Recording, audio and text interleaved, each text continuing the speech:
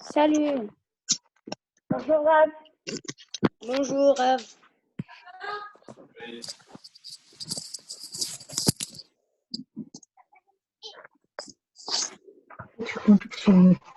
Non. Oui, non. Hier, tu as vu ce qu'il a dit? Non, mais c'était parce que c'était en écran noir. Oh, Gilad, ça va? C'est interdit. C'est interdit. C'est interdit. Après, ça va. Mais prends ton livre de fromage, non? Tu vas avoir besoin. Non, c'est le Rav qui. On va avoir besoin de quoi aujourd'hui, Rav? Alors aujourd'hui, on va commencer par la paracha. Donc on a besoin Ok. de bien se concentrer. On va faire aussi la. On va parler un petit. Il faut mettre un peu plus fort, non? On va avoir un peu de là. Et ensuite, on va faire un peu de birkavot. Gabriel, dépêche-toi, ça a commencé. Là, je vais aller chercher mon cahier de paracha. Non, mais tu n'en auras pas besoin, chérie. Rav, est-ce que vous pouvez monter votre son parce qu'on ne vous entend pas trop? Attends, je vais juste baisser le son.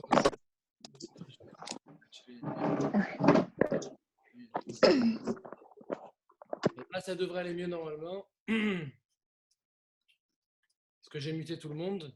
Donc, je vous disais, on va commencer d'abord dans un premier temps par parler un peu d'Atfila comme on l'a fait hier.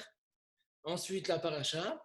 Et ensuite, comme je vous avais dit que cette semaine, c'est le deuxième chapitre des Pirkei Avot. Donc, on va essayer de revoir un peu la Mishnah bête qu'on n'avait pas réussi à trop avancer mercredi, en espérant y arriver à faire un peu plus. Alors, d'abord, je commence par faire une petite introduction. Je pense que vos parents ont dû vous parler un petit peu hier du message que je leur ai écrit sur WhatsApp. J'ai même reçu un message de la part d'Eliam. Parce que j'ai demandé que les vidéos soient maintenant visibles pour tout le monde. Yoav, je te vois pas, chérie. Et Noah non plus. En fait, aujourd'hui, le problème, je vois pas, ça doit être Sacha, ça, non? Sacha, on le voit pas, je crois. Johanna, c'est Eliam. C'est qui? C'est Eliam. Eliam. Eliam, tu peux montrer ta tête, s'il te plaît, chérie, avec ta vidéo? Eliam. Voilà, je veux te voir. Alors, je vous explique, les garçons. Ce que je vous ai dit hier et ce que j'étais obligé de faire avec ce message sur le groupe des parents, c'est pas pour vous embêter, c'est juste que ça m'intéresse pas de perdre du temps tous les jours 1 heure pour que personne me suive ou qu'il y en ait que 3 ou 4. Qu'il y en ait 15 qui soient là juste pour faire semblant qu'ils sont là pour participer et qui en fait ne font rien derrière l'écran. Le problème, c'est que moi, j'ai une responsabilité que quand vos parents ils savent que vous êtes en cours, ils me font confiance et se disent bon, il est en cours, je le laisse tranquille. Mais si pendant que vous êtes en cours, en réalité, vous êtes en train de jouer pendant 1 heure ou de rien faire, malheureusement, ça pose problème pour vos parents et pour moi-même. Du coup, j'étais obligé de mentionner ça à vos parents. Et à partir d'aujourd'hui, donc, je veux vous. D'abord, ça me fait plaisir de vous voir, comme quand on se voit en classe, d'accord? Et en plus, au moins là, je peux vous suivre. Je pense que vous allez voir, on va pouvoir avancer beaucoup plus vite de cette manière. Parce que dans la mesure où on travaille comme avant, ben, chacun personne, il y avait la moitié qui ne suivait pas et du coup, on pouvait pas. Je ne pouvais même pas savoir si vous étiez dans le livre, pas dans le livre. Là maintenant, aujourd'hui, comment on est en face à face, c'est beaucoup plus simple. Et Tan Ben Danan, tu travailles sur un iPad ou sur un iPhone ou sur un ordi? Vu comme tu te déplaces avec un iPad ou un iPhone. Alors juste, je veux te dire, mon petit chou, il est très possible que dans ton iPad ou dans ton iPhone, je ne sais pas si tu m'entends ou pas, tu dois avoir une petite icône en haut à gauche de volume qui est en fait sur laquelle tu cliques et tu vas retrouver ton son normal. Voilà, donc ça c'était juste pour l'introduction. Je ne vous en veux pas. Ceux qui se sont un petit peu amusés toute la semaine et même auparavant avec les vidéos cachées, je ne leur en veux pas du tout. Chas v'shalom, vous me connaissez. À la base, ceux qui avaient commencé à faire ça, c'était vraiment sans aucune mauvaise pensée. Mais le problème, c'est que comme après, derrière, il y en a plein qui ont joué un petit peu au malin, ben, j'étais obligé d'arrêter ça pour tout le monde. Je ne pouvais pas m'amuser à dire oui, toi non. Et du coup, ben, maintenant, on se retrouve tous en visuel. Au moins, l'avantage, c'est qu'on peut se voir. On se retrouve un peu comme en classe. On peut échanger. Vous savez que vous pouvez lever la main quand vous voulez. Et on peut en discuter autant que vous voulez. Alors, vous savez qu'en plus, aujourd'hui, c'est Rosh Chodesh Iyar. Il y a 2 jours de Rosh Chodesh. C'est aujourd'hui et demain. Alors, quand il y a 2 jours de Rosh Chodesh, c'est que le mois précédent, le mois de Nissan, il avait 30 jours dans le mois. Automatiquement, le 30e jour du mois qui est aujourd'hui, on est le 30 Nissan, c'est le premier jour de Rosh Chodesh. Et ce soir, Shabbat, ça sera le deuxième jour de Rosh Chodesh qui sera le premier jour du mois de Iyar. Et c'est comme ça que ça fonctionne. Quand vous avez un jour de Rosh Chodesh, c'est que le mois précédent n'avait que 29 jours. Et quand il y a 2 jours de Rosh Chodesh, c'est que le mois précédent en avait 30. Donc le dernier jour du mois, le 30e jour, est un jour de Rosh Chodesh, plus le premier jour du nouveau mois. Donc si c'est Rosh Chodesh, ça veut dire que dans la Tfila, normalement aujourd'hui, il aurait fallu ajouter le Hallel, plus la prière de Moussaf, plus il y a les Viavo dans la Mida et dans le Birkat si on mange du pain. Et ça va être pareil pour ce soir et demain. Donc pendant Shabbat, on va devoir faire, donc pendant Shabbat, il y a les Viavo dans les Birkat Amazon, dans la Mida, demain matin ajouter le Hallel et la prière de Moussaf de Shabbat et Rosh Chodesh en même temps. Donc c'est une prière qui est particulière, qui n'est pas la même que tous les Shabbats, puisqu'on sera Rosh Chodesh Iyar. Alors, ça c'est juste un petit point que vous devez savoir, parce que bon, comme on ne se voit pas, en tout cas on n'a pas la chance de pouvoir être en classe et de marquer les dates comme d'habitude, il faut quand même qu'on sache un peu au niveau du calendrier. Ça c'est un.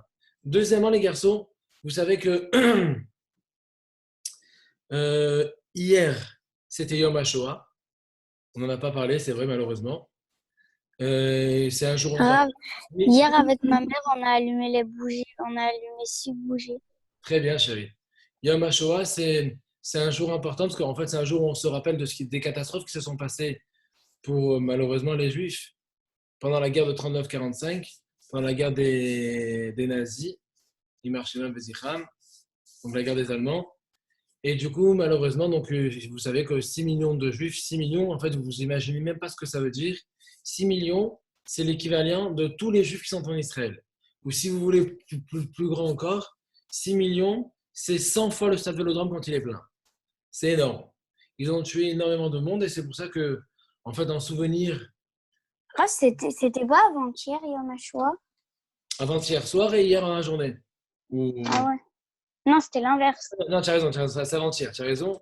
Et d'ailleurs, la semaine prochaine, il y aura Yom Ha'atzmaut, le 5 Iyar, donc on fêtera chacun chez soi du coup, puisque on sera à la maison en confinement.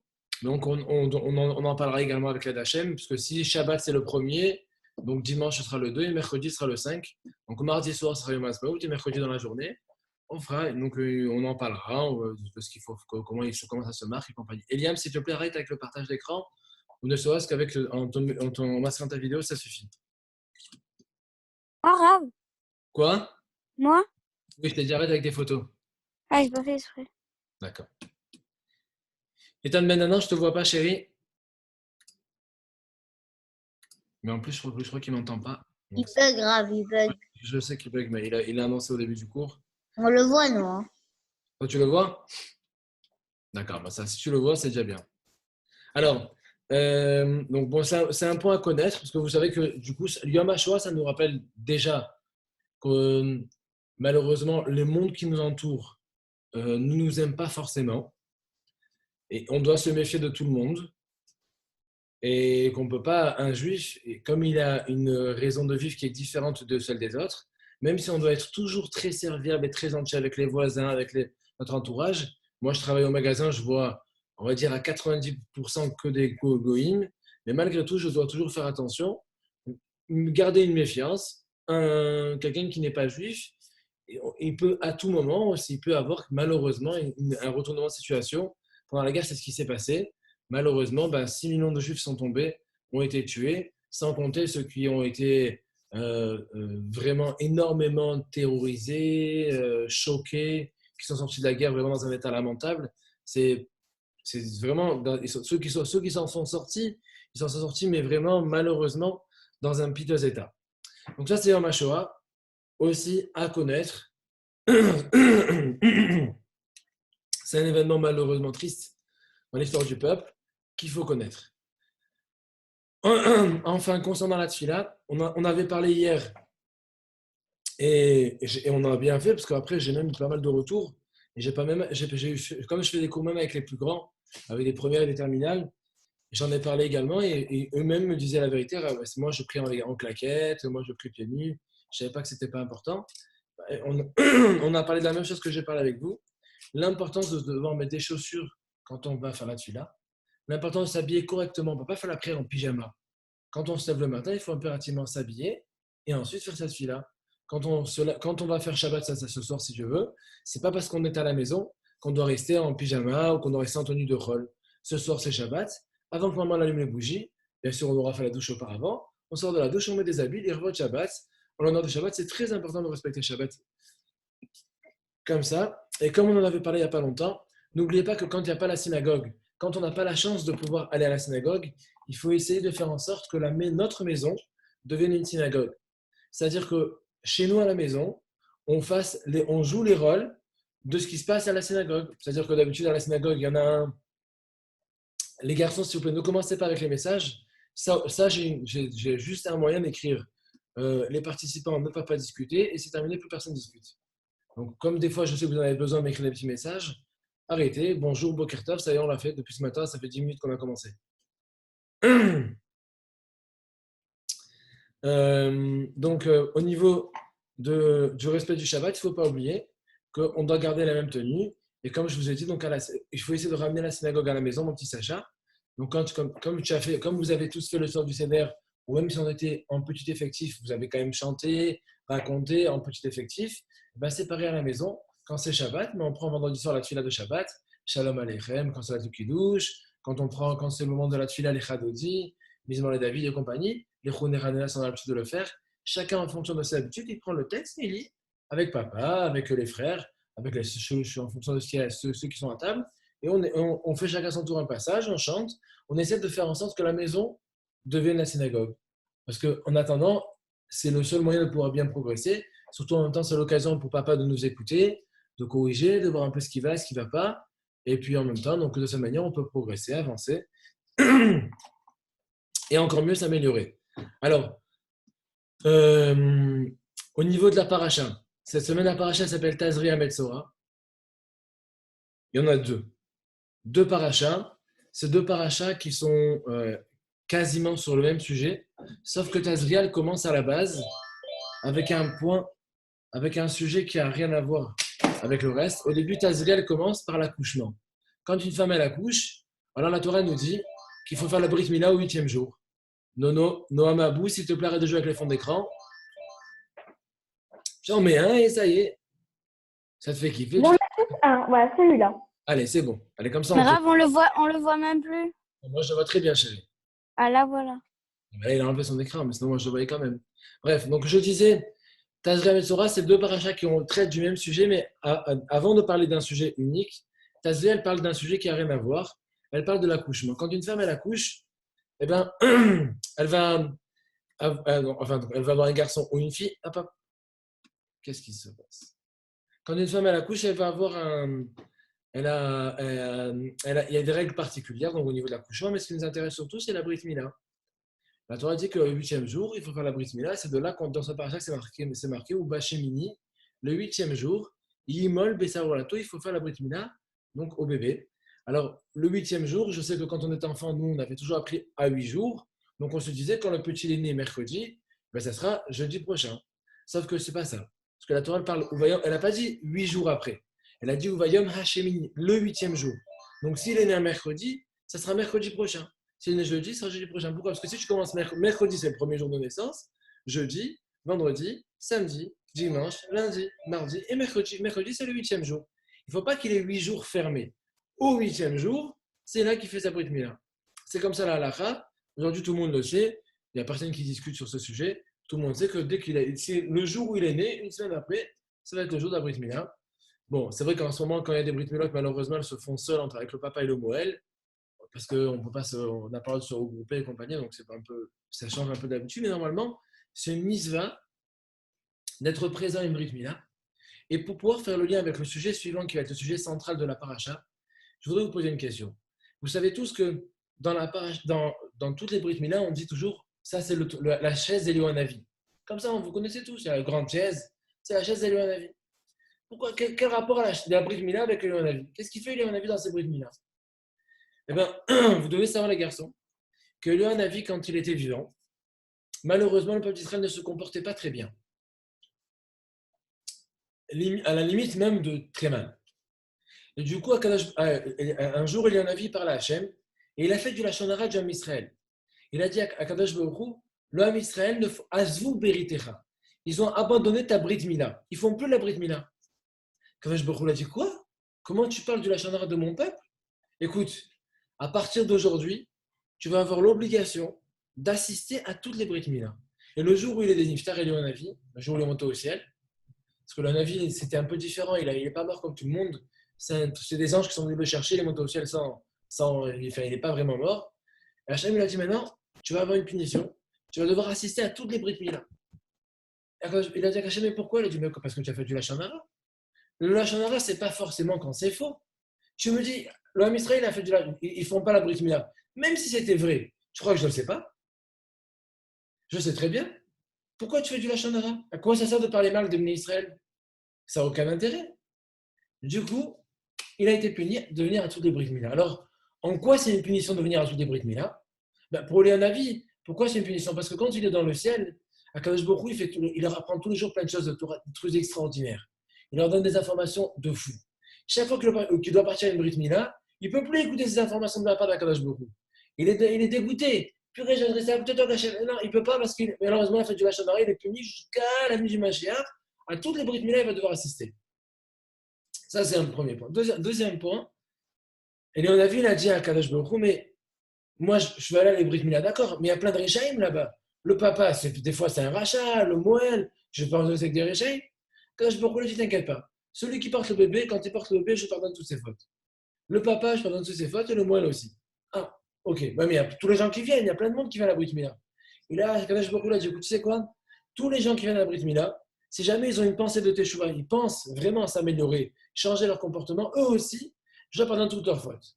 Voilà pourquoi aujourd'hui, il y a beaucoup de gens qui font très attention quand ils entendent une Brit Mila, d'aller à la Brit Mila, parce que c'est vrai que c'est une histoire particulière où il y a une ségoula pour faire Teshuvah, pour qu'Hachem pardonne les fautes, et donc c'est pour ça que quand on est Brit Mila, on essaye au maximum, si on peut assister, ben on y assiste. Mais en tout cas, ce qu'on apprend dans cette histoire, les garçons, à part le sujet de la Brit Mila, on apprend également la gravité du Lachon Hara. La gravité du Lachon Hara, surtout que dans la Parashat Azriah Metzora, on va voir toutes les sanctions du Lachon Hara et toutes les règles. Alors d'abord, la Torah nous parle d'une maladie particulière qui va s'appeler la tsarat. Alors il y en a qui la traduisent mal par la lèpre. Il faut savoir que ça n'a rien à voir avec la lèpre. Alors on l'a appelé la lèpre parce que, on va dire que comme c'était des grosses taches sur la peau, donc ça ressemblait un petit peu à la lèpre au départ. Hein, Gilad? Oui. Je finis la paracha, après je pose des questions pour voir si tout le monde a bien compris. Hein. Il y avait des grosses taches donc, sur le corps, et du coup ça s'apparentait un petit peu à de la lèpre, mais ce n'était pas du tout de la lèpre. Je vais vous expliquer pourquoi ça n'a rien à voir avec la lèpre. Parce que la lèpre, c'est une maladie qui se soigne par des médicaments. Hein, Eliam? La tsarat n'a rien à voir. Grave, j'ai plus de batterie. Grave, j'ai presque plus de batterie, j'arrive. C'est bon. C'est bon. Allez, super chérie. La tsarat. Moi, je n'ai rien entendu parce que ça a bugué. Du coup, vous avez dit quoi? Je reprends. La lèpre, ça n'a pas de rapport. Pourquoi? La lèpre et la tsarat n'ont pas de rapport. Pourquoi? Parce que la lèpre, c'est une maladie qui est une maladie normale, physique, comme le coronavirus, qui se soigne avec des médicaments. La tsarat, c'est une maladie qui ne se soigne pas du tout avec des médicaments. Ça n'a rien à voir. Pour être guéri de la tsarat, il y avait une seule manière. La Torah précise et nous décrit. C'est quoi? La Torah nous dit celui qui va être guéri de la tsarat, d'abord, le seul qui peut prendre les décisions, c'est le Kohen. Peu importe son niveau de connaissance, de capacité, d'expertise et compagnie, il n'y a qu'un Kohen qui va pouvoir être en mesure de prendre des décisions de la tsarat et qui va pouvoir être le vrai médecin de la tsarat. Maintenant, quelle est la solution? Alors, il faut que le Kohen y vienne et qu'il vérifie la tâche. Il regarde la tâche qui est sur la peau, il voit que dans quel état elle est. En fonction, il va dire soit la peau, bon, c'est rien, la tâche elle est pure, tu as dû te brûler une fois ou un petit bobo, c'est rien, ne t'inquiète pas, tu peux continuer ta vie normale, tout va bien. Soit il va dire, je sais, la tâche elle est bizarre, il faut que tu t'enfermes une semaine à la maison. Donc là, c'est une semi-punition, confinement une semaine. Et après, soit il y a pire que ça, Il lui dit, écoute mon chéri, la tâche elle est impure, il faut que tu quittes le camp d'Israël, tu sortes de chez toi, tu vas dans la campagne seul, tu vas te faire une petite tente, une petite maison, un endroit où il n'y a personne. Tu vas vivre tout seul en dehors de toute la région habitée. Tu vis seul là-bas. Là-bas, tu vas rester pendant une semaine et dans une semaine, je viens te voir. Et pendant une semaine, donc, que ce soit pendant la semaine où il est à la maison, que ce soit pendant la semaine où il est seul à la campagne, dans tous les cas, il va se remettre en question. C'est une semaine tout seul, parce que là encore, nous, on a la chance de pouvoir discuter, échanger. Mais non, une semaine, ni téléphone, ni échange, rien. Une semaine, il est seul, isolé du monde. Isolé du monde, pourquoi? Parce que comme il a voulu un petit peu, il s'est permis de parler mal de l'un et de l'autre, quand je lui dis, voilà, mais reste seul, tu vas comprendre combien ton camarade était important. Combien sans lui, tu as du mal à vivre. Une semaine, tu peux vous dire, une semaine sans parler à personne, c'est la prison. Il se retrouve seul dans une chambre fermée, il ne peut parler avec personne, il peut même quand quelqu'un veut lui amener à manger, il doit garder une distance de 2 mètres comme en ce moment, mais sans lui parler, il ne peut rien lui dire. Si jamais il commence à lui parler parce qu'il ne sait pas qu'il est malade, il doit lui dire « je suis impur, je suis impur, je suis impur ». Il ne peut pas s'approcher de lui, il faut le pousser à garder une distance. D'accord? Donc c'est vraiment quelque chose d'extraordinaire. Et après une semaine, ce n'était pas terminé. En fonction de sa teshuva, si le bonhomme avait compris et avait été fait teshuva, alors Akadosh Baruch Hu le guérissait. Après une semaine, le Kohen il revient. Rendez-vous dans une semaine, je viens te voir. Il vient, il vérifie. Si tout va bien, il dit c'est bon mon chéri, tu peux rentrer à la maison. Si ça ne va pas, il lui dit je suis désolé, il faut repartir pour une semaine. Et ça pouvait durer. C'est quand même un peu comme il avait fait les Avdil, parce que c'est un peu rien à voir, mais bon, ça ressemble un petit peu. Quand le président de France, il a dit au début que ça devait durer que 2 semaines de confinement, et finalement, ça se retrouvait à 2 mois. On a eu une prolongation, malheureusement, on n'a pas fait une bonne teshuva. Prolongation de confinement jusqu'au 11 mai. On espère qu'au 11 mai, on va vraiment reprendre la vie plus ou moins normale, parce que ça commence à être un peu long. Donc ça, c'est la punition du Metzora.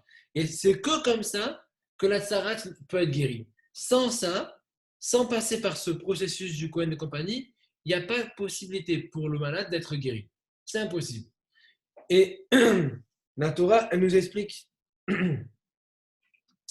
que, en fait, il n'y a pas qu'une raison. Rachid dit qu'il n'y a pas, et au nom de l'Agmara, qu'il n'y a pas qu'une seule raison de tsarat. La tsarat, elle vient. C'est vrai, c'est très connu, c'est essentiellement pour le Lashon Hara, mais il y a d'autres raisons également. Qu'est-ce qu'il a dit là? Pourquoi il a levé la main? Mais là, j'ai une question. Là, mais le rapport. Là, mais comment il mange alors? Il ne pourra pas manger? Pour manger, il faut que son papa il lui amène le plat à 2 mètres. Il lui dit voilà, il le pose par terre comme un chien. On lui met la gamelle par terre et son papa il s'en va, il vient les chercher, il mange là-bas. Ouais, mais s'il a 10 ans, il peut rien faire. Hachem, normalement, il ne fait pas pour les. C'est vrai que ça peut venir chez les petits, mais après, c'est des différents. Normalement, ça peut. Mais Rav, À partir des. Rav, D'accord? Rav, David. dès qu'il va installer sa maison dans la campagne, eh ben, c'est-à-dire c'est sourd de la reprendre, la petite maison. Non, Parce qu'elle est impure. la maison en soi, elle n'est pas impure. C'est juste lui qui est impur. Sa maison, elle n'est pas impure, sa maison, elle est pure. La maison dans laquelle il est, elle est pure. Oui, c'est sûr que s'il a touché des éléments dans la maison, il va falloir les laver, les tremper au hiver. Comme le mur, les lampes. Tout ce qui est immobilier, c'est tout ce qui est rattaché au sol, comme les murs, les lumières, tout ça, tout ce qui est rattaché au sol véritablement, ça ne devient jamais impur. Ce qui peut devenir impur, c'est que des objets qui sont mobiliers. Je ne sais pas, des habits, des chaises, des tables. Ça peut devenir impur. Et le four. Le four également, sauf s'il est encastré. Tout ce qui est mobile peut devenir impur. Tout ce qui est immobile, ça ne devient pas impur.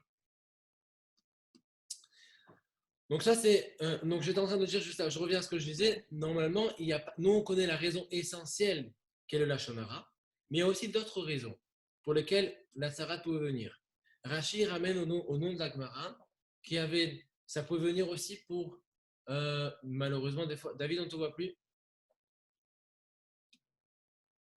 Oui, Rav, parce que j'ai un panari et voilà. C'est quoi? Mais laisse tranquille ton manari. Mais non, mais je vais me mettre de l'eau. Regardez, je me le dis comment? Vas-y, mon cher, vas-y. Alors, donc on a dit, le Lashon Hara, c'est essentiel, mais il n'y a pas que ça.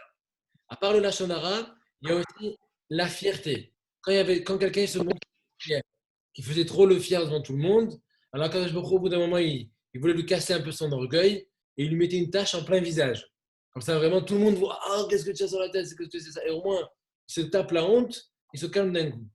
Il y avait aussi, ça pouvait venir aussi pour quelqu'un qui est trop radin. Quelqu'un que chaque fois qu'on lui demande est-ce que tu peux me donner, il te dit, ah non, moi, j'ai pas. Ah, moi, j'ai pas. Ah, tu veux essayer de quelle couleur? Non, mais j'ai pas. Non, mais j'ai pas.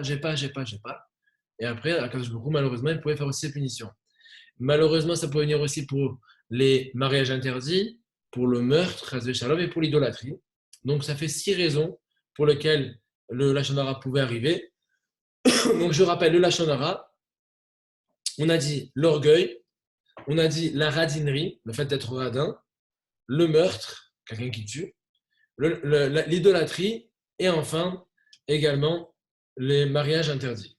Alors, surtout pour tout ça, les garçons, il faut savoir qu'il y a des explications. Alors, on comprend très bien. Quelqu'un qui fait du lashon hara, on a compris. Allez, ça y est, David. David, essaye avec ton panari, chéri. On comprend très bien. Celui qui... Ah, ça bug. Comment? Attends. On comprend très bien que celui qui fait du lashon hara, sa punition, c'est d'être isolé. Comme lui, il parle mal des gens, Hachem lui dit maintenant, reste seul. Tu vas comprendre à quel point tes camarades sont importants pour toi. C'est comme aujourd'hui que pendant l'école, il y en avait qui disaient moi, c'est toi qui es mon copain devenu, c'est pas mon copain et compagnie. Mais là, après 2 mois sans se voir et en plus sans sortir, sans pouvoir rencontrer personne, je peux vous dire que quand on va rentrer à l'école, on sera tous des amis, on sera tous contents de voir les uns les autres. Il n'y a plus de moi, je suis ton copain, je suis pas ton copain, on est copains de tout le monde.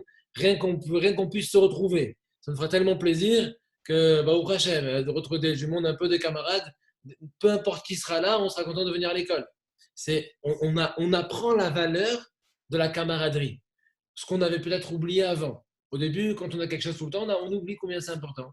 Mais après, quand on est privé, on comprend à quel point il est précieux. Et là, quand aujourd'hui, par exemple, après un mois de confinement, ça fait plus d'un mois aujourd'hui qu'on ne se voit pas, déjà rien que le fait de se retrouver sur la vidéo, quand on a commencé les vidéos Zoom déjà, on avait juste fait une semaine de cours sans se voir sur YouTube, je me rappelle. Et quand j'ai fait une séance sur Zoom, j'ai eu tous les parents qui m'ont écrit « Ah, mon fils, ça lui a fait trop plaisir de revoir tout le monde. S'il vous plaît, venez, on refait ça tous les jours. » Et on a fait ça tous les jours. Après une semaine seulement sans se voir. Alors imaginez-vous le Metzora, parce que celui qui porte, qui a malheureusement la tâche de Tsarat, on l'appelle le Metzora. La Tsarat, c'est le nom de la maladie. Et le porteur de la maladie, celui qui est malade, on l'appelle le Metzora. Et lui, en fait, quand il va se retrouver comme ça, reclus de la communauté, exclu de la communauté, il va comprendre à quel point c'était important qu'il fasse attention à lui, qu'il se respecte et compagnie. Maintenant, Akadosh Baruch Hu, il a choisi que ce soit le Kohen qui s'occupe de la guérison de la maladie. Pourquoi le Kohen? Surtout que vous savez, la Torah se marquait que même si le Kohen ne connaît rien, il ne sait rien. Il y a des Kohen, il vient de faire la bar mitzvah, il ne connaît rien à la maladie. Eh bien, s'il n'y a que lui, imaginez-vous, il y a un expert et un grand rav, il connaît très très bien, mais il n'est pas Kohen. Et lorsqu'il est petit, il a 13 ans, il est Kohen, eh bien, comment ils vont faire? Eh bien, le grand rav, il va aller là-bas, avec le Kohen. Le grand rav, il va dire, écoute, la tâche, elle est comme ça, comme ça. Et le Kohen, c'est lui qui doit dire. C'est uniquement les mots du Kohen qui vont faire la décision. Même si l'autre, c'est un grand rav, c'est un grand Vodia Yosef Alav Hashem qui n'était pas Kohen, avec un petit Kohen qui vient de faire sa bar mitzvah, ben, Rav Yosef est obligé de dire au petit Kohen, voilà ce qu'il faut dire. Le petit Kohen doit donner la décision. C'est que quand il va donner la décision, que ça va prendre effet et pas avant. Pourquoi? Ramim explique que prendre une décision de confinement, prendre une décision d'exclure quelqu'un de la communauté, c'est très dur. Parce que là encore, vous avez vu, le confinement, pourquoi en fait, on l'accepte plus ou moins? Parce qu'en fait, on sait qu'on est tous pareils. Il n'y a pas que moi qui est chez moi à la maison puni, j'ai rien. Tout le monde est pareil. Bon, toute la France, tout le monde entier, c'est la même chose. Alors même si ça fait presque 2 mois qu'on est comme ça, bon, on est soulagé parce qu'on dit, bon, je ne suis pas le seul. Tous les gens autour de moi, tous mes voisins, tous mes copains, ils sont tous dans le même contexte. On a tous le même problème et du coup, ça me dérange un peu moins. Mais lui, le Metzora, Chas v'Shalom, il se retrouve dans une configuration encore pire. Parce que lui, il est seul. C'est-à-dire que tout le monde va en cours, tout le monde s'amuse, tout le monde s'éclate. Il n'y a que lui qui est en dehors du camp d'Israël ou que lui qui reste enfermé dans sa chambre à la maison. Là, c'est plus compliqué. Et du coup, Hachem, il a dit, il faut pas, je ne peux pas prendre n'importe qui pour prendre une décision pareille. Même si c'est un très grand rave, même si c'est un très grand médecin, même si c'est quelqu'un qui est très compétent, il faut quelqu'un qui ait du cœur. Et on l'a vu dans le Pirkei Avot. Qui c'est qui a du cœur? On l'a vu dans le Pirkei Avot, dans le premier chapitre. Qu'est-ce qu'il a dit, Hillel Omer? Et Hillel Omer, et Mitalmidav chez Aaron. Il faut faire passer les élèves de Aaron. Oev Shalom, Verodav Shalom, qui aime la paix, qui poursuit la paix. Oev et Aberiot, Karven à Torah. C'est lui qui aime les gens. Aaron, qui était donc le père, le patriarche des Kohanim, lui, il avait une étiquette, Oev et Aberiot. Lui, on le connaissait, c'est celui qui aime les gens. Il aime les autres. Alors Kadosh Baruch Hu, il a dit, pour prendre une décision pareille, il me faut quelqu'un qui aime les autres. Comme Aaron à Cohen. Parce que si je t'aime, avant de prendre une décision de texte sur la communauté, je vais le faire vraiment après beaucoup de réflexion. Je me dis, bon, j'apprécie beaucoup cet élève ou ce garçon. J'ai pas trop envie. Attends, il faut que je trouve une solution. Peut-être qu'il y a une solution, on peut peut-être dire que si, peut-être dire que ça, peut-être dire que ça. On va chercher les solutions. Alors, peut-être que la tâche, elle n'est pas assez grande, on va mesurer, peut-être que la couleur, elle n'est pas assez bonne. On va trouver tous les prétextes pour ne pas le punir. Et c'est pour ça qu'Adash Baruch Hu a choisi impérativement un Cohen. Même si, comme il est Cohen, donc dans son sang, il a de la gentillesse de Aaron à Cohen, et automatiquement, il va avoir plus d'influence, plus envie que les autres de ne pas punir le Metzora. Il va trouver toutes les solutions pour pouvoir ne pas le punir. Alors,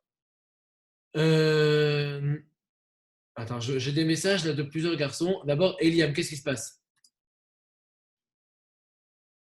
Moi? Tu as levé la main? Non? C'est bon, alors je t'ai baissé. Oui. J'ai Ethan Benanon qui lève la main aussi. Qu'est-ce qui se passe? Ethan? Il bug.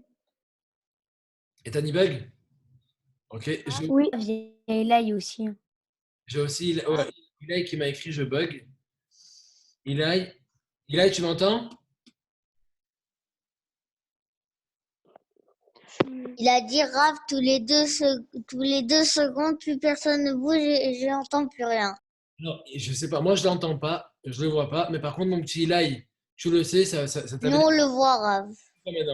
Maintenant, Ilaï, tu le sais, tu avais déjà eu ce problème il n'y a pas longtemps. Tu te rappelles ce qu'il fallait faire? Il fallait soit s'approcher de la box, soit chercher une zone dans la maison où il y avait plus de connexion.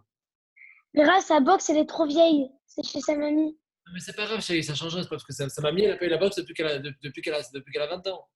La box, ça existe que depuis quelques années, donc du coup, c'est super récente.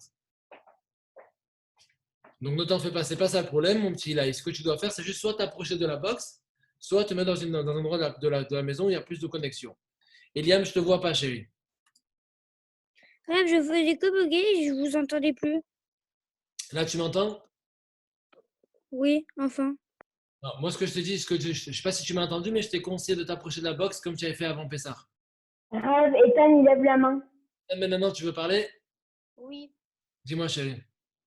mais pour la maladie, la tâche, elle est comment? Alors, nous, aujourd'hui, on n'en sait rien. Il y a alors, la Torah elle donne des descriptions, mais aujourd'hui, je ne pense pas qu'il y ait des personnes en mesure de pouvoir nous dire quoi que ce soit. Ce n'est pas possible. Parce qu'en fait, aujourd'hui, le problème, c'est que ça ne pouvait exister véritablement qu'à l'époque du Beth Amikdash. Pourquoi? Parce que dans la paracha Metzora, on va voir que pour guérir véritablement et pour finir toute la procédure, il faut aller au Beth Amikdash. Donc aujourd'hui, ça ne peut plus exister. Alors, je vais vous expliquer juste après comment on fait, mais juste avant, j'ai encore mon petit Gilad qui a levé la main, mon chouchou. Qu'est-ce qu'il a? Non, mais c'est quand non, mais que la maison, elle a une tâche que. C'est très bonne. Je vais en parler juste après. Je voulais juste finir par celui qui a une tâche. Après, je vais parler à la maison et les habits, comment ça se passe exactement. Alors, pour finir avec le bonheur. Donc, le Metzora, c'est celui qui a la maladie, on l'appelle le Metzora. Et c'est la deuxième paracha qui va nous expliquer qu'est-ce qu'il fait. Donc, une fois qu'il a fini le Kohen nous dit c'est bon, tu as fini ta période d'impureté, tu es pur. Mais avant de se purifier, la Torah nous donne la procédure de purification. Parce qu'il a fait beaucoup de bêtises. Maintenant, il a fait des choix, c'est très bien. Mais tout ce qu'il a fait, il faut une petite réparation quand même. Ok, maintenant il a compris, il a souffert, il a été une semaine ou deux ou trois enfermé, isolé, compagnie. Mais avant de reprendre, il faut quand même qu'il comprenne la leçon, qu'il n'oublie pas. C'est facile d'être puni après revenir et je m'excuse. Entre-temps, il y a plein de choses qu'il a fait. Hein, non, je vois que tu es très d'accord, Noam. Alors, il y a une procédure de purification. Quelle est la procédure? Hachem demande qu'il offre 2 oiseaux au Beth Amikdash. Un, le Kohen va l'égorger, et le deuxième, le Kohen va le laisser partir. Pourquoi? Alors, celui qu'on va égorger, c'est un sacrifice. Celui qu'on va laisser partir, c'est pour dire au Metzora, à celui qui a fait du Lachon Hara, écoute, tu sais, de la même manière que cet oiseau, il s'est envolé, maintenant tu ne peux plus le rattraper, et bien toutes les choses que tu as dites, tu ne peux plus les rattraper. Toutes les méchancetés que tu as dites, ça ne s'oubliera jamais. C'est vrai que maintenant tu as fait tes chouvas, tu as demandé pardon, mais des fois, la personne à qui tu as parlé mal, le Lachon Hara que tu as fait de quelqu'un ou d'une personne ou d'une autre, ça ne s'oubliera jamais. Parce que ça ne va pas s'arrêter de continuer, et tout ça à cause de toi. Et les mots que tu as dit méchants, quand une fois tu as dit à ton camarade, regarde comme tu es moche, le camarade de temps en temps, rien qu'en s'en rappelant, il va pleurer. Du coup, l'oiseau qui va s'envoler lui rappelle cette leçon importante. Mais ce n'est pas terminé, ça suffit. Je suis d'accord, je pense que vous êtes d'accord avec moi que ça ne suffit toujours pas. C'est une bonne leçon de morale, mais Noam, il est d'accord que ça ne suffit pas. Qu'est-ce qu'on va lui faire? Pour que tout le monde sache qu'il a eu la tsarat et qu'il en a guéri. Hachem, il a dit qu'il faut lui raser tous les poils du corps. À blanc. Il doit se raser les cheveux chauves, se raser les sourcils. Quand il arrive au Ténach, on va lui faire tout, on va tout le raser entièrement. Barbe, sourcils, les cheveux, il n'y a plus rien. Quand il sort dehors, tout le monde le voit. Quelle tête que tu as! Oh purée! Les gens vont se moquer. En tout cas, on n'espère pas. Mais en tout cas, c'est sûr que le sourire va être esquissé. Quoi. Tu vas essayer de ne pas rigoler, pas te moquer parce que c'est un sourd. Mais ça va se voir. Tout le monde saura qu'il a été puni de Tsarat. Tout le monde saura que Hachem l'a puni et qu'il est sorti de cette punition qu'aujourd'hui. Et maintenant, il a fait Teshuvah, ça va mieux. Mais en attendant, avant que ça repousse les sourcils et compagnie, il va en avoir pour plusieurs semaines, voire plusieurs mois. Donc, tout le monde doit le savoir, ce qu'il a fait. David, je ne te vois pas, David Sarfati. Allez, tiens-toi bien, chouchou. Depuis tout à l'heure, tu gesticules, tu changes de fond de vidéo et compagnie. Reste sage, j'écoute bien ce que je te raconte, parce qu'après, je vais te poser des questions. Donc, oui. Yaron, tu voulais poser une question? Oui, grave. Mais comment ils vont savoir qu'il a eu la tsarade puisqu'il est habillé? Non, mais quand il est tout rasé la tête aux pieds, tu imagines qu'il n'a pas de sourcils? Ah, les sourcils! Les sourcils, on lui rase. La tête, les cheveux, on lui rase. Il y a à blanc. Oh! On rigolait pas à l'époque. Hein. Non, ça fait pas mal. Mais par contre, c'est très humiliant. Lui qui a fait honte aux autres, maintenant, il se retrouve humilié. C'est pas beau. Ah, c'est sûr que c'est très moche. Mais ça fait pas mal, mais comme lui, il a humilié les gens, en faisant du Lachon Hara, en disant des mots pas gentils, Akadosh Baruch Hu, lui, a fait quelque chose qui n'est pas gentil, qui fait pas mal, mais qui va ressentir un peu cette humiliation. Il va comprendre qu'est-ce que ça fait de faire mal aux autres. Alors d'abord, il a compris la solitude, qu'est-ce que ça fait. Si tu veux rester seul, voilà ce que ça donne. Mais maintenant, il va comprendre qu'est-ce que ça fait de faire mal aux autres. Parce que tant que la personne n'a pas eu mal, elle ne peut pas comprendre qu'est-ce que ça fait de faire mal aux autres. Et là, quand elle va avoir plus de sourcils, tout ça, même si c'est vrai que les grands, ils vont pas se moquer, mais les petits vont se moquer de lui. Papa, tu as vu celui-là, comment il est? Il n'a même pas de sourcils. Regarde la tête qu'il a. Oh, bon, bon, bon, bon. Les petits vont se moquer de lui, c'est sûr. Alors, c'est pas bien de se moquer. Je ne dis pas que c'est bien, mais il ne va pas échapper. Et malheureusement, c'est comme ça, la vie, même si ce n'est pas les juifs qui sont anti les juifs, ça va être les gouyms qui vont se moquer de lui. Il va se retrouver dans un bel embarras. Et du coup, il va se retrouver, il va comprendre qu'est-ce que c'est l'humiliation. La prochaine fois, avant de dire du Lachon Hara ou de faire honte à quelqu'un, il va réfléchir à 2 fois. Il sait où ça peut arriver. Mais comme vous savez, mon petit Noam, comme vous le savez, mon cher Sacha et Yaron, Akadosh Baruch Hu, il est très gentil. Il ne va pas tout de suite, parce que s'il punit l'homme sur la peau, on a vu où c'est que ça arrive. Ça, il va se retrouver isolé complètement, avec l'humiliation à faire pour raser les sourcils et compagnie. Ça, c'est pas possible. C'est trop. Hachem, il y va progressivement. D'abord, Hachem, qu'est-ce qu'il fait? Il touche les murs de la maison. Alors, les murs de la maison, c'est particulier. Parce que les murs de la maison, des fois, Hachem, quand il a envoyé les tâches dans les murs de la maison, c'était une récompense. Pourquoi? Parce que quand les Bnei Israël devaient arriver en Israël, en sortant d'Égypte, eh ben, les Goïms qui habitaient en Israël, ils ont dit, attends, c'est sûr qu'ils vont gagner. Comme ils ont massacré l'Égypte, ils ont massacré tous les peuples devant eux, ils vont nous massacrer, c'est sûr. Mais au moins qu'ils ne nous prennent pas notre argent. Qu'est-ce qu'ils ont fait? Tout leur or et leur argent, ils les ont cachés dans les murs. Et ils ont mis du ciment dessus. Donc, comme ça, au moins, s'ils nous tuent, ils ne prennent rien. D'accord? Quand les ministres sont arrivés, ils ont tué tous les goïms. Ils ont trouvé des petites choses, ils n'ont pas trouvé beaucoup d'or et d'argent. Ils n'ont pas compris. Ceux qui méritaient, Akadosh Baruch Hu faisait apparaître des taches sur le mur. Et quand le Kohen il vient, il dit, ah, la tache là, le mur, il faut le casser. Et quand le mur, il faut le casser, alors des fois, alors c'est sûr, c'est triste. Il faut casser le mur, il y a des travaux qu'il va falloir faire. Mais des fois, quand il casse, il trouve un trésor monumental. Ah, purée. Modéani, Nefanecha, Melecha, Evekayam. Je te remercie, qu'est-ce que tu es gentil. Au début, il ne comprenait pas, il n'avait rien fait, putain, il ne fait pas de tâches en arabe, pourquoi des tâches? Quand après, il découvre le trésor, il voit, il dit, bon, Hachem, qu'est-ce que tu es gentil alors? Vraiment, tu es extraordinaire. Je vois qu'Eliav, il lève la main. Oui, Eliav, chérie? Eliav?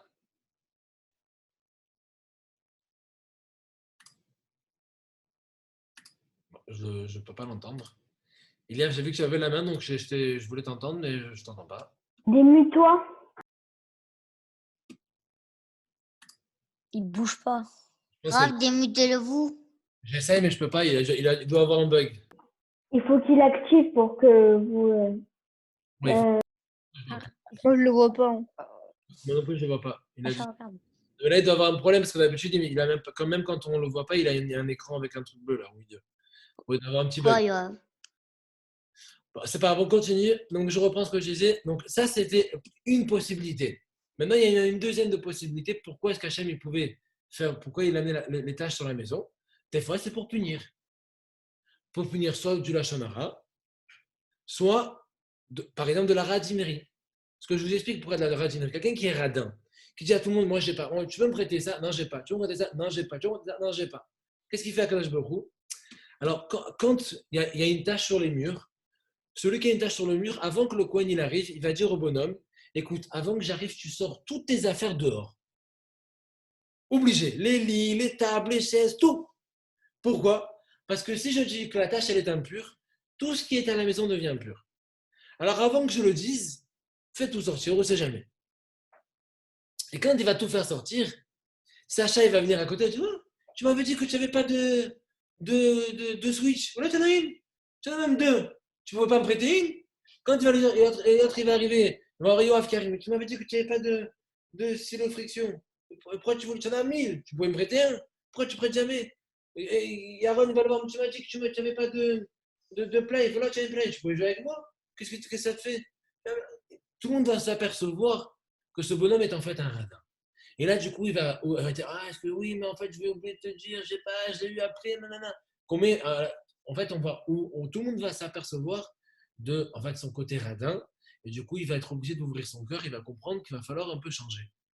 Donc, ça peut venir pour la radine, mais ça peut être aussi, des fois, c'est pas pour ça, des fois, c'est simplement parce qu'il fait du lachon hara, et comme tout le monde va voir qu'il sort ses affaires dehors, soit c'est parce qu'il fait trop le beau, alors ça veut dire fait trop ton beau, allez, sors tes affaires dehors, tu vas comprendre un peu ce que ça fait de faire ton beau. Donc, tout ça, ce sont des choses, des comportements à régler.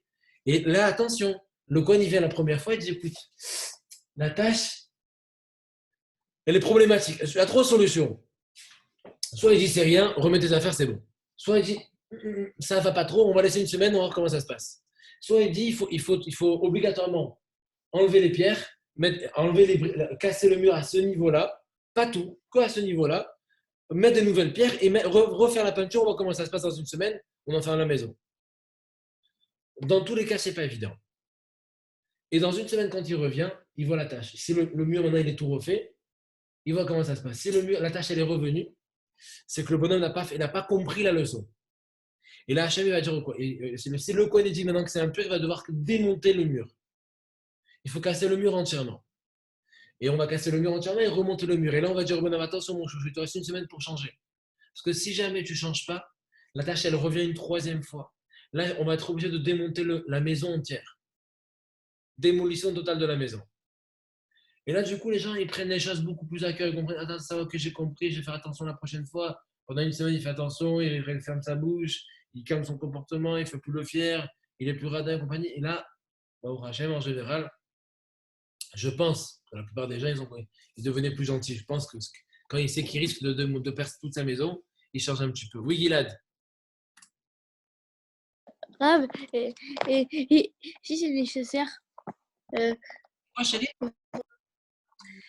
et si c'est nécessaire pour que tu rapportes pour la jeune Nora. C'est quoi, c'est- Bien sûr. Ça veut dire quoi, mon chéri, c'est nécessaire, Gilad? Nécessaire Pourquoi ce serait nécessaire de faire de la shonara? de rapporter. Pourquoi ce serait nécessaire de rapporter? Bah, il a fait un truc mauvais. Ben, ça Et mais comme s'il a il a fait mal à quelqu'un et tu l'as rapporté. Tu Non. appelles. Pas obligé de dire que c'est lui qui a fait mal. Tu peux dire, par exemple, toi, tu as vu que Sacha et quelqu'un a mis un coup de pied, maintenant il saigne du bras. Tu peux aller voir le prof, grave, Sacha il saigne du bras. Tu n'es pas obligé de dire que quelqu'un, on s'en fiche de tout ça. Sacha il saigne du bras, on va s'occuper de Sacha. Ok. C'est vrai, tu as raison, mon cher Gilad, qu'il y a des moments, et ça peut arriver des moments où il faut raconter. Par exemple, Quelqu'un, si tu quelqu'un, il faut qu'il va en prison. oui, il y a des fois des témoignages, mais là on parle des choses plus graves. Moi, je parle à votre niveau. Je te donne un exemple. Par exemple, tu sais que toi, il y a quelqu'un, tu l'as vu, pas tu soupçonnes. Tu l'as vu un des camarades, tu l'as vu plusieurs fois en train de voler. Tu l'as attrapé en train de voler dans tes affaires. Donc maintenant, toujours tes affaires, tu les prends avec toi. Et un jour, tu vois qu'il y a un copain à lui, un copain à toi qui joue beaucoup avec lui, etc. Et tu as peur qu'il se retrouve dans la même situation. Alors tu dois l'avertir. Là, tu dois l'avertir, lui dire attention, je t'explique. Tu peux jouer avec lui, c'est un très gentil garçon. Par contre, attention, moi je l'ai vu. On n'a pas le droit de dire quand quelqu'un nous a dit que. Juste, tu l'as vu, je l'ai vu de mes propres yeux, il a volé. Donc je te dis, fais attention. Pour toi, fais attention de pas à tes affaires, de ne pas laisser traîner, juste pour ne pas qu'il se fasse voler encore le pauvre. Quand c'est dans un but constructif, que c'est un intérêt de rapporter, là il faut le faire. Quand par exemple, toi tu connais, tu as un copain, je sais pas, imagine que tu as un copain, on va pas dire qui, on va dire, voilà, je sais que on va dire un garçon que c'est sûr que c'est pas lui, comme ça au moins ça va pas gêner. Tu as un copain, il s'appelle Noam Abou, ou Sacha, tiens Sacha, parce que Sacha depuis tout à l'heure on laisse tranquille. Une blague? Voilà, Mais j'étais bien, moi. j'ai un copain, il s'appelle Sacha, et tu sais que Sacha en ce moment, il fait pas ses devoirs, il écrit pas les cours, il fait rien. Et toi, tu as dit à Sacha, mais Sacha il s'en fiche. Maintenant, toi, tu as de la peine pour Sacha. Tu te dis qu'il faut que je dise à quelqu'un. Sinon, Sacha, le temps, il va passer. C'est pour son bien que tu vas lui dire. Tu vraiment, c'est pas que. Je ne parle pas que tu es énervé contre Sacha parce que tu t'es disputé avec lui. Alors là, tu l'as rapporté. Ça, c'est péché. Vraiment, Sacha, tu l'aimes beaucoup. C'est ton copain. Ça te fait de la peine qu'il ne travaille pas. Parce qu'après, quand on va arriver à l'école, après, derrière, il va avoir du retard. Alors, qu'est-ce que tu fais? Tu vas voir, soit tu appelles sa mère si elle peut faire quelque chose, soit si tu as honte, tu appelles le rave. Ou tu envoies des au rave. Vous savez, Sacha, il fait rien. Du coup, après, comme c'est pour son bien, c'est permis. C'est pas pour l'autre. Comment? Ça se fait pas pour l'autre. Moi, je connais quelqu'un dans notre classe qui vient pas. Et ben, qu'est-ce qu'on fait? Alors, Comment faire? la première solution, Noam, elle est simple. C'est de lui dire écoute, j'ai un cours. Moi, je serai tous les jours. Si On lui a dit. on lui a dit qu'il s'en fiche, il y a une autre solution, c'est d'en parler à ton professeur s'il peut faire quelque chose. Ou Bah, d'en c'est vous. voilà, ou d'en parler à sa mère ou celui qui peut faire quelque chose. Mais vraiment, dans le but, pas de lui faire de la peine. Je sais, moi, ne vous inquiétez pas, les garçons. Là, on est 16. À la base, on est censé être 21. En enlevant Nezreva, qui, c'est vrai, lui fait plutôt de la remédiation, il aime Khalifa qui sont en remédiation, essentiellement. On est 19. Donc là, il en manque 3. C'est tous les jours quasiment pareil. Bon, Benjamin Mimoun, il est une fois oui, une fois non. Ethan Parienti, ça fait longtemps qu'on ne le retrouve plus. Et voilà. Et Alan. Il y en a Dorfman, on va dire, bon, qui fait beaucoup de remédiation aussi. Et même s'il est repris en cours, c'est vrai que c'est vrai qu'il n'est pas là non plus. Après, en fait, juger les autres, c'est trop facile. Moi, j'envoie les messages sur le groupe des parents. Les parents sont censés voir qu'il y a des problèmes, que tous les jours, j'envoie des cours. Et puis quand ils voient que l'enfant ne travaille pas, après, le problème, c'est comme on n'est pas en classe, là, aujourd'hui, par exemple, je ne peux pas trop intervenir. Dans l'histoire des vidéos hier, par exemple, oui. Parce que là, je sais que voilà, vous avez vu aujourd'hui la différence, c'est que je n'ai pas fait le cours tout seul. Depuis tout à l'heure, j'ai commencé depuis 40 minutes à paracha, mais j'ai eu des questions, on a discuté. Ça fait un mois qu'on fait cours sur Zoom. Je crois que ça fait un mois que j'ai jamais eu autant de participation. c'est autre chose. Le cours, il est différent. On se retrouve presque comme en classe. Parce que chacun y participe, chacun pose sa petite question, chacun y donne son intervention, ce qu'il n'a pas compris ou ce qu'il pense et compagnie. Et c'est beaucoup plus sympathique. Oui, Ethan. Ben Danan. Ethan. Il lève la main, mais je n'arrive pas à l'activer encore une fois. Bon, c'est pas grave. Ethan, j'arrive pas à t'activer si tu veux pas. Ah, voilà. Ethan, oui. J'ai pas levé la main, Rav. Ah, je sais pas, moi j'avais une main levée sur ton espace. C'est pas grave, chérie, t'inquiète pas. Arabe, ça va couper, j'ai plus de batterie. Charge. Il reste 9 minutes. Alors, ça c'est. Donc, on était en train de parler donc, de la tsarat quand elle arrive sur la maison. Et donc, il y a une procédure doucement. Hachem, il fait ça doucement. Mais après, quand la personne elle n'a pas compris, donc on en arrive carrément à la démolition. Mais avant d'arriver au corps, il y avait aussi une autre étape. La tsarat, elle pouvait arriver sur les habits. Les habits, si jamais la tsarat elle est sur les habits, alors le Kohen il vient, il vérifie. Toujours le Kohen, il vérifie si oui ou non il faut prendre une décision d'impureté ou pas. S'il faut prendre une décision d'impureté, ben dans ce cas-là, il faut brûler l'habit ou le jeter. Enfin, il faut le débarrasser, il faut l'éliminer. S'il dit que c'est bon, ben c'est bon. S'il dit que c'est en suspens, il faut le mettre de côté le temps qu'on voit comment ça se passe. Et puis en fait, ça faisait ça arrivait en fait en crescendo.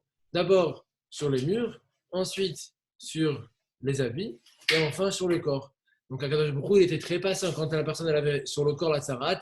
C'est vraiment qu'elle n'avait pas compris tous les messages qu'Hachem lui avait envoyés. Et du coup, il se retrouve forcément avec des catastrophes plus importantes. Ça, c'est l'évolution tout simple que la Torah raconte de la maladie de la tsarat, qui, comme je vous ai dit, n'est pas une vraie maladie. C'est une maladie qui est spirituelle, puisque tu peux prendre tous les doliprane que tu veux, ça n'enlèvera jamais la maladie. Ça n'enlèvera jamais la maladie. Il faut impérativement faire teshuva, s'améliorer dans son comportement pour que la maladie puisse s'enlever. D'accord? Donc ça, c'est important. Mais Rav, ça fait rien. Ça fait rien, c'est pas mal. C'est pas mal. C'est pas mal, mais seulement, en fait, tant que tu ne fais pas la réparation, ben, ça pouvait s'étendre jusqu'à tout le corps. C'est-à-dire qu'à la fin, tu as la tsarat sur celui qui a ça, la tsarat sur tout le corps. Oui, mais ça fait rien. C'est pas mal. Ça fait rien, tu as raison. Mais tout le monde sait que tu as la tsarat, après tout le monde sait que tu fais de la shonara, personne ne veut rester avec toi. Enfin, et tant que tu te... Grave. Il est déjà 11h53, il est hyper tard. Et tant que les... C'est trop vite. Tant que tu n'as pas fait la purification, mon cher Gilad, eh ben, tu te retrouves impur et tout ce que tu touches, c'est impur. Donc, il faut vite faire la réparation. Oui, évidemment, les garçons, quand on participe de cette manière, c'est pas pareil. On se retrouve vraiment avec un vrai cours et ça avance beaucoup plus vite que d'habitude où c'est pas la même chose. Alors, on était donc sur la tsarat. Et alors, après la Torah, elle parle également, elle finit, la paracha Metzora, par des impuretés particulières qu'il existe par exemple chez les animaux. Quand un animal il est mort sans avoir été abattu, sans qu'on ait fait la shrita, ben, il est impur. Et puis elle parle aussi de l'impureté de certains insectes qui sont morts, comme le crapaud ou le lézard et compagnie. Les insectes, quand ils sont... Le chat? Non, il ne fait pas partie de cela, de ce groupe. Mais il fait partie donc des animaux que si tous les mammifères ou les félins et compagnie, ceux-là, s'ils meurent, ils vont rendre impur, le cadavre impur au contact. Mais chez les insectes, ce n'est pas pareil, sauf il y en a 8 cités par la Torah, comme les insectes, ce qu'on appelle shiratzim dans la Torah, c'est tout ce qui est un peu comme les serpents. Là, en fait, dans la mesure où ils sont morts, ben ils rendent impur tout ce qui touche également de la même manière.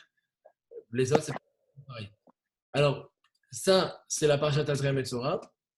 Vous savez qu'on a aussi ce Shabbat, il ne faut pas oublier, parce qu'il nous reste 5 minutes, il va falloir accélérer. Il va falloir pas oublier Pirkei Avot, mais on n'aura pas le temps de le faire dans les mots. Donc, on va rappeler 2 passages qu'on a appris ensemble, les 2 premiers. Mais avant ça, je voulais juste vous dire, les garçons, qu'à partir de lundi, pour ceux qui veulent, et uniquement pour ceux qui veulent, je commencerai le cours 10 minutes plus tôt. 10 minutes plus tôt, c'est pas bon. Donc, ça veut dire au lieu de 11h, 11h moins 10, donc à 10h. Oui, mais Rav, mais moi, je fais mes devoirs le matin. Non, mais 10 minutes plus tôt, j'ai pas dit une heure avant. Oui, bah, à chaque fois, je finis vers 11h les devoirs. Oh, non, mais de toute façon, c'est facultatif, donc je te le dis. C'est à 10h50, je commence pour faire un travail sur la tfila. Parce qu'en fait, comme en ce moment, je ne vous ai plus du tout en tfila et que j'ai peur que quand on se retrouve, ce soit un peu la cata et que même si vous n'avez pas perdu, mais vous n'avez pas progressé depuis le temps qu'on travaille comme ça. Donc, du coup, je pense que 10 minutes par jour, ce n'est pas beaucoup. Ceux qui seront là, ben, on travaillera d'abord sur l'amida. Je vous écouterai un peu lire l'amida, corriger un peu les fautes que vous faites. On fera aussi le birkat, on fera des passages importants. À partir de quand? Lundi. Lundi. Bon, moi, je suis là. C'est facultatif, mais c'est juste pour vous permettre de progresser. Je sais que quand j'ai voulu commencer plus tôt la dernière fois, les parents n'ont pas été très chauds. Donc, je vous le dis, c'est facultatif. À 10h50, je commence. À 11h, le cours commencera véritablement. Mais à 10h50 jusqu'à 11h, on fera 10-12 minutes. On fera de la tefila avec ceux qui sont présents. Et c'est tous les jours? Tous les jours, du lundi au vendredi. La tuila? Bon, On va faire la tuila? on ne fait pas la tefila. On va travailler sur la tefila. Vous la faites chez vous plutôt. Mais à 10h50, on travaillera sur la tefila. Donc, je vais vous faire lire l'amida. Je vais voir un peu quel passage vous connaissez bien, quel passage vous ne connaissez pas bien. Comme ça, on reprendra les passages qui sont problématiques. Et comme ça, moi, avec les HM, d'ici la reprise, on aura. Moi, j'ai révisé les passages. Comment? Moi, j'ai révisé les passages avec mon père que je savais pas. Tu connais. On va essayer ensemble de. Tu me feras que kiffer, c'est tout. Et dans la mesure où tu ne connais pas, ben, on va travailler d'autres passages que vous ne connaissez pas. D'accord? Donc, ça, c'est à partir de lundi linéaire. Donc, à partir de 10h, je mettrai du coup, au lieu de la réunion commencera à 11h, elle commencera à 10h50. Celui qui veut se connecter à 10h50, c'est bon. Sinon, 11h, c'est pas grave. Non, vous pouvez juste dire c'est facultatif. Je vais marquer, ne t'inquiète pas. Sacha, c'est une histoire de 10 minutes toujours. Pas une histoire de 1 heure. Je vais le noter quand même. C'est 10 minutes plutôt de façon facultative. Et uniquement pour travailler la fila, parce qu'on n'a plus le temps. En fait, comme on ne se voit pas du temps en fila, au moins ça me permet de progresser un minimum en fila. Alors, juste pour finir sur les pires carottes, il me reste 1 minute et demie. Après, il va être midi. Je vous rappelle ce qu'on a vu dans les pires carottes.